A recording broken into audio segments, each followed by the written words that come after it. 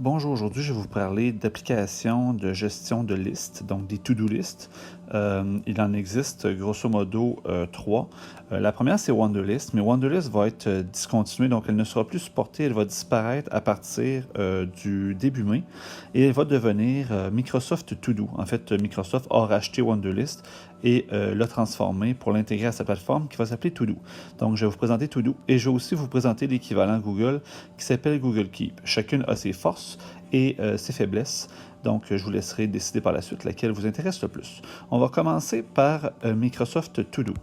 Donc, Microsoft To Do est dans un design assez épuré. Vous allez voir que sur la gauche, vous avez différents éléments de rappel de votre journée. Donc, dans ma journée, un élément qui aurait comme date du jour, la date d'aujourd'hui comme rappel, va apparaître dans votre élément ma journée ici. Des éléments importants qui auraient été marqués d'une étoile, des éléments qui sont planifiés avec une date d'échéance, sont tous dans l'onglet planifié ici. Des éléments de liste qui auraient été attribués pour vous, parce qu'on peut partager des listes et des listes peuvent vous être attribuées. Et on a ici différentes listes. On voit ici que j'utilise pour faire des to-do, pour faire mon épicerie, pour faire l'inventaire de mon congélateur, aller chez Costco, etc. Donc, pour créer une liste, qu'est-ce que vous faites? Vous cliquez ici en bas à gauche sur Nouvelle liste. On va l'appeler Exemple. Donc, c'est ma liste Exemple. Et je vais rajouter des tâches ici dans le bas. Donc, ma tâche, par exemple, pourrait être faire une vidéo. Et une fois que c'est fait, Enter. Et je viens de créer la tâche faire une vidéo. Je continue, la publier. Enter, et voilà, elle est rentrée. Une fois que vos tâches sont placées, vous pouvez en rajouter encore par la suite ici. Vous pouvez marquer comme étant importante avec la petite étoile. Elle va donc se placer toujours dans le haut de la liste si c'est vraiment plus important. Vous avez dans les options le petit plus ici qui vous permet de partager la liste. Donc, vous pouvez envoyer un courriel à une personne. Ce que j'aime bien faire avec ma conjointe pour l'épicerie, par exemple, elle fait la liste pendant que moi, je me rends à l'épicerie. Lorsque j'arrive, j'ai déjà la liste prête et je coche. Et si elle se rend compte pendant que je fais l'épicerie qu'il me manque des choses, elle les rajoute et je peux les acheter au fur et à mesure. Ça se synchronise en temps réel. Et dans les options ici, vous pouvez renommer votre liste, aller modifier les paramètres de la liste, le tri des objets, donc trier par exemple en ordre alphabétique, par date d'échéance, par date de création, est-ce qu'ils sont terminés ou pas. Ensuite, on peut imprimer la liste, ce qui va nous sortir là, une version imprimable que vous pouvez envoyer à votre imprimante. Et on peut aussi cocher de masquer ou pas les tâches terminées. Donc ici, par exemple, si j'ai terminé la tâche faire une vidéo, je coche faire une vidéo. Et si je vais dans les options, masquer les tâches terminées, ben, elle va juste disparaître, tandis que je décoche, elle va demeurer là. Dans mes options de tri, si je décoche ici, dans mes options de tri, si je mets terminé ou non terminé, ben, ce qui est terminé va être dans le bas de la liste, ce qui est non terminé va être dans le haut de la liste, donc c'est facile de déterminer qu'est-ce qu'on a à faire et qu'est-ce qui est déjà complété. Donc ça c'est pour l'application Microsoft To Do. Si je vais dans une tâche en particulier, donc par exemple ici la publier, je peux rajouter des sous-étapes. Donc je peux par exemple transformer, aller sur YouTube. Donc ici, j'ai des sous-tâches qui font partie de ma grande tâche, la publier. Je peux m'indiquer des rappels, hein. Donc, à un certain moment dans la journée, dans la semaine, etc., pour être sûr de ne pas oublier cette tâche-là. Ajouter des dates d'échéance.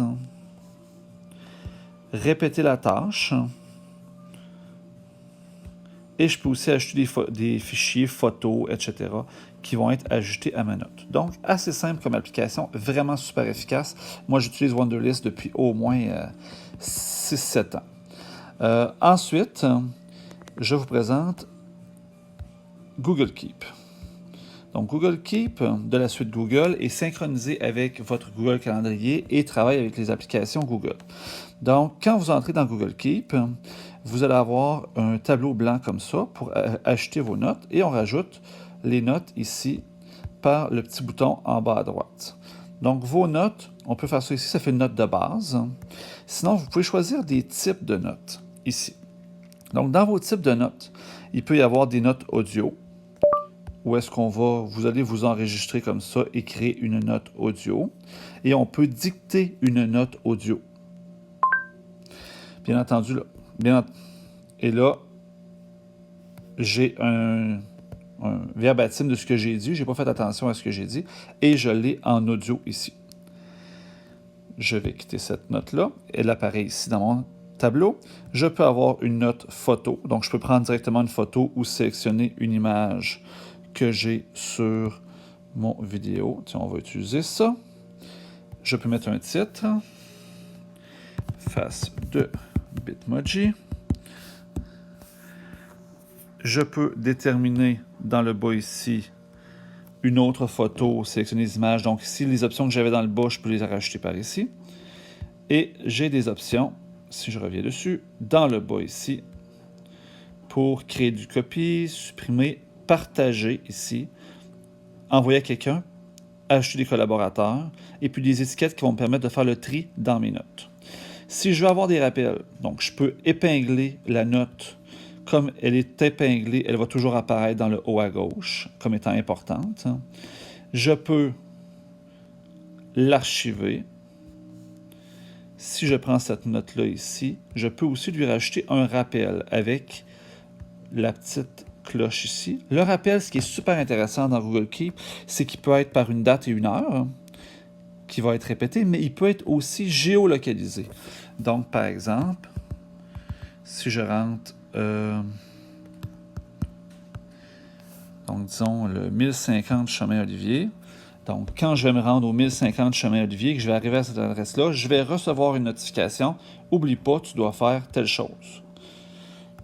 Donc, géolocaliser.